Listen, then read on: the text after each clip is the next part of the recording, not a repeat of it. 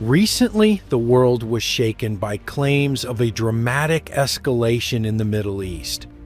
Reports surfaced that powerful U.S. Navy aircraft carriers, the very symbols of American military strength, had come under direct attack by Houthi rebels using drones and cruise missiles. Videos and statements flooded social media suggesting the impossible, that these floating fortresses had been hit, damaged, or perhaps even disabled. But what's the truth behind these bold assertions? Are the USS Carl Vinson and USS Harry S. Truman still operational? Or has the balance of naval power in the region shifted? Today, we separate fact from fiction to uncover what really happened at sea. The Houthi movement, based in Yemen and backed by Iran, has grown increasingly bold in recent years. Armed with advanced Iranian-supplied technology, including drones, cruise missiles, and radar systems, the Houthis have expanded their operations far beyond Yemen's borders. Their targets, commercial vessels, international shipping lanes, and now, apparently, U.S. Navy warships. In a series of widely circulated statements, Houthi military spokesmen claimed multiple successful strikes against U.S. carriers operating in Middle Eastern waters. According to these declarations, coordinated waves of missiles and drones targeted not only the carriers themselves, but also their escort ships. The news quickly spread, headlines warning of a catastrophic blow to U.S. naval power, speculation running rampant across media outlets and online platforms. But what does the actual evidence say? Satellite imagery captured after the alleged attacks shows the USS Carl Vinson fully intact, conducting regular flight operations near the Arabian Sea. U.S. Navy footage released around the same time reveals Seahawk helicopters and advanced jets, F-35s and Super Hornets, actively launching and landing on its deck. There was no visual confirmation of damage, no signs of distress, and crucially, no operational changes from the Navy.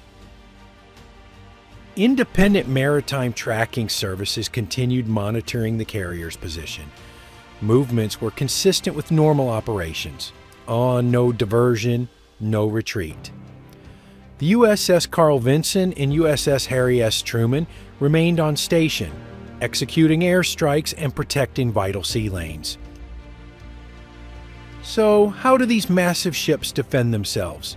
The answer lies in the sheer sophistication of a U.S. Navy carrier strike group. The carrier never sails alone. It's surrounded by a protective ring of warships, including guided missile cruisers and destroyers, each equipped with Aegis combat systems, powerful radar, and multi-layered missile defense networks. Early warning aircraft like the E-2D Hawkeye monitor the skies. F-35s and F-A-18 intercept threats, and for anything that slips through, automated missile and gun systems like the Phalanx CIWS stand ready to engage at close range. Breaking through these layers is not just difficult, it's nearly impossible, especially for non-state actors like the Houthis. So if no damage occurred, why the claims? In modern warfare, perception can be just as powerful as firepower. For the Houthis, asserting a successful strike, true or not, serves multiple purposes. It boosts morale, it fuels propaganda, it draws international attention, and it forces adversaries to react, reviewing protocols, reallocating resources, or investigating non-events.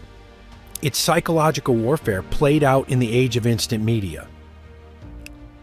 Behind all this machinery are real people. On board each carrier are thousands of American sailors and aviators. Most are in their early 20s working long hours under grueling conditions. Flight deck operations are among the most dangerous jobs in the world. Precision is everything. One mistake could be fatal. Yet these crews remain focused, professional, and determined. Despite threats and rumors, they continue their mission. These missions aren't just about power projection, they're about keeping the world's economy running. Every year, trillions of dollars in goods pass through the Red Sea and Gulf of Aden. Disruptions here raise global energy prices, slow down supply chains, and threaten global stability. The presence of U.S. carriers like the Carl Vinson sends a message. These waters will remain open, and threats, no matter how loud, will not go unanswered. Beyond the USS Carl Vinson and the USS Harry S. Truman, the U.S. Navy maintains a robust and layered presence in the region. Guided missile cruisers and destroyers, equipped with the Aegis Combat System, patrol alongside the carriers, forming formidable strike groups.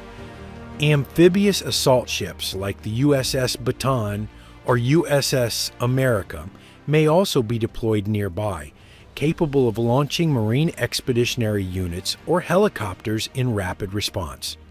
Supporting this fleet are logistical vessels, surveillance aircraft, and allied naval forces from countries like the UK and France, which have increased their own deployments and solidarity. This multinational, multi-vessel presence forms a powerful deterrent, one that sends a clear message. Freedom of navigation will be defended, and key shipping lanes will not be surrendered to asymmetric threats. But even as the Navy holds the line, questions arise at home.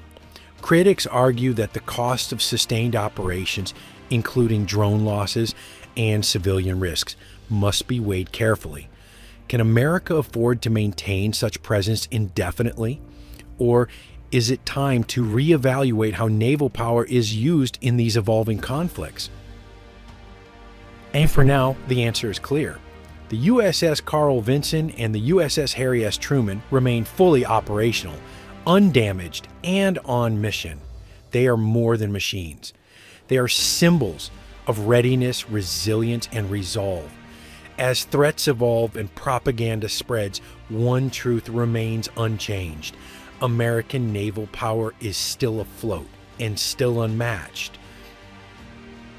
Thanks for watching. If you found this video informative, give it a like and share it with others interested in military affairs and global security. And don't forget to subscribe to the channel for more in-depth breakdowns and updates from around the world. See you in the next one.